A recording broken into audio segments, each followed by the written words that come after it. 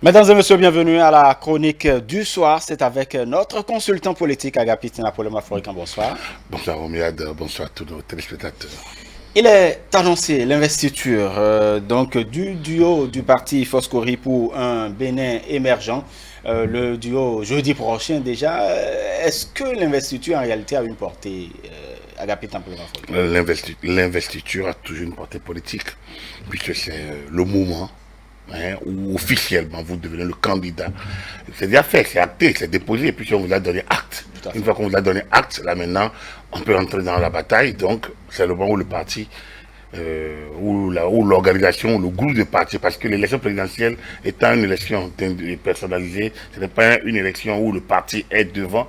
Dans le cas d'espèce, le parti ou le groupe de partis qui soutient un candidat, comme ce serait le cas de Patrice Talon, le 6 mars, ce sera un groupe de partis, il y a une coordination, mais c'est un groupe de partis. Donc, ce moment-là, tous ces mouvements politiques, groupes de partis et personnalités qui soutiennent sa candidature seront là, mais il y a une coordination. Alors, parlant des forces que nous pouvons mener émergents, ce serait la même chose. Comme vous parlez du duo Corentin et Dagossa, ça va être sans doute la même chose. Ils ont un mouvement qui va finir par aller. Donc, ça a une portée politique, ça permet tout simplement de dire voilà.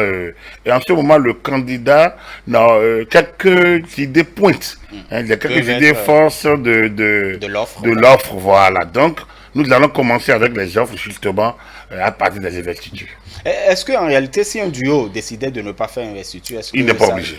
Il n'est pas obligé. Mais ce serait terne, on va entrer dans la campagne de manière terne. Vous savez, c'est le moment pour réveiller les militants, pour regarder la base, pour faire rêver le militant, pour faire rêver la base. C'est le moment de lancer la messe, la grande messe. Très bien. On attend donc, je le dis déjà, on attend pour l'annonce en ce qui concerne le duo Corentin Koroy et puis René Gossa. Agapit Napoléon Aforicain, les démocrates, le parti Les Démocrates à la criette, quelques responsables déjà à la criette, on annonce, ça ne reste qu'à être confirmé aussi, Rekia Madougou à la criette.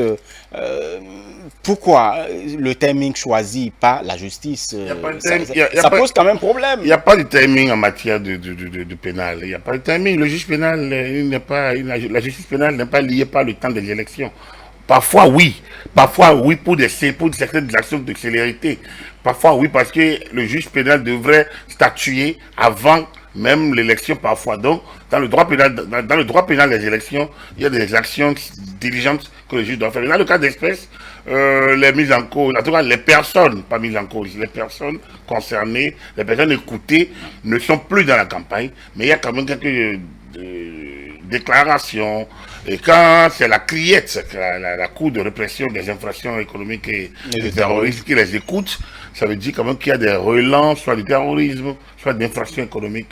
Et donc, il va falloir faire attention et suivre le document. Mais il faut qu'on évite de parler de timing. Il n'y a pas de timing pour ces choses. Est-ce qu'en réalité, ce ne serait pas mal interprété par une certaine opposition qui trouve que, bon, justement, il y a une forme de pression que le pouvoir est en train de mettre. C'est toujours mal interprété, il faut le reconnaître, c'est toujours mal interprété, parce que même en temps normal, lorsque la justice vous poursuit, tout le monde interprète ça mal, parce que surtout quand vous avez été homme politique, vous voyez, on parle aujourd'hui des exilés, alors qu'il n'y a pas de répression en interne. Normalement, les gens, quand on prenait la plupart de ceux qui sont dehors, chacun a une situation. Et au moment où il faudrait répondre de la situation, les gens sortent et disent bon, j'ai lu sur les réseaux sociaux que la candidate malheureuse, en tout cas Rekia Madougou, dit qu'elle ne va pas. Elle ne fuirait pas du Bénin. C'est une très bonne chose qu'elle ne fuit pas le pays. C'est une très bonne chose. Quoique, contrairement à beaucoup d'autres, elle a quand même un passeport diplomatique. Elle a un passeport diplomatique togolais.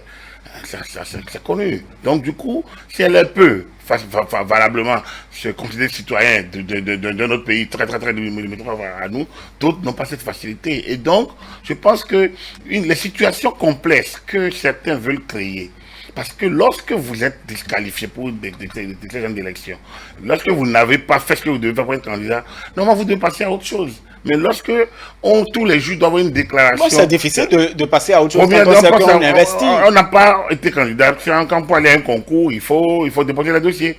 Donc, c'est pas, quand vous passez tout votre temps à dire les conditions, à exiger vous vos conditions, et puis bon, la concernant, j'ai pas envie trop de me répéter, on l'a pas vu venir, donc elle n'a rien préparé.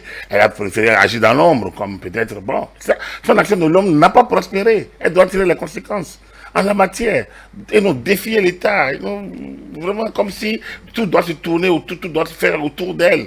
C'est à la limite comme si le Bénin doit tourner autour de... Non, mais quand même, je pense qu'il faut savoir quitter ces choses-là.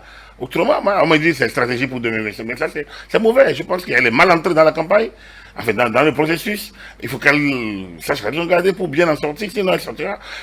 Là, elle est déjà en train de mal sortir parce qu'en réalité, moi je ne sais pas quelle image elle a envie de laisser. Elle a un passeport étranger, elle a un passeport diplomatique. Donc quand ça pète, elle est couverte. Elle peut s'en aller facilement. Mais d'autres sont là, exposés. C'est là que les gens doivent savoir raison garder et passer à autre chose. La Cour constitutionnelle a dit et décidé. Dans toute démocratie, lorsque le juge suprême dit et décide, on baisse la garde. Toute autre déclaration, c'est hors la loi. Toute autre déclaration est hors la loi. Et on a déjà dit, tout citoyen a le devoir, l'obligation de respecter la Constitution et les lois de la République. Donc, vous ne pouvez pas vouloir exercer des fonctions. Et parce qu'après, demain, on peut vous l'opposer. On peut, si un citoyen saisit la Cour constitutionnelle, saisit, vous dit, ah, tel autorité a violé en déclarant, et si l'autorité de la Cour statue, par exemple, normalement, parce que les déclarations sont là, mais ça peut vous nuire demain, vous allez dire, ah, chasse à l'homme. Je pense qu'il faut respecter les dispositions de la Constitution, il faut respecter les lois. Donc, ça peut faire mal. Vous avez envie d'aller aux élections, ok, d'accord, vous n'avez pas pu au dernier moment, bon, vous devez vous en prendre à vous-même. Un enfant qui n'a pas bien, qui n'a pas eu tous ses dossiers pour aller à un examen, il ne peut s'en prendre qu'à lui-même. Et non aux organisateurs. Je pense qu'il faudrait que nous puissions faire beaucoup d'efforts pour ces choses et éviter de créer des situations. Donc, je reviens, qu'on écoute des gens, je pense que c'est dans le cadre d'une enquête. Alors donc, laissons l'enquête se dérouler, ne rentrons pas dans le fond. Moi, je ne vais pas m'occuper du travail que fait le juge, mais je pense qu'il a le droit.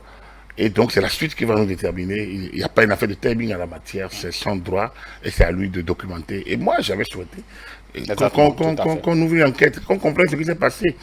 Je suis convaincu que aussi les d'autres aussi seront écoutés après. Donc, c'est sûr, bon, il n'y a pas péril à la demeure. Les gens n'ont qu'à garder leur sang-froid.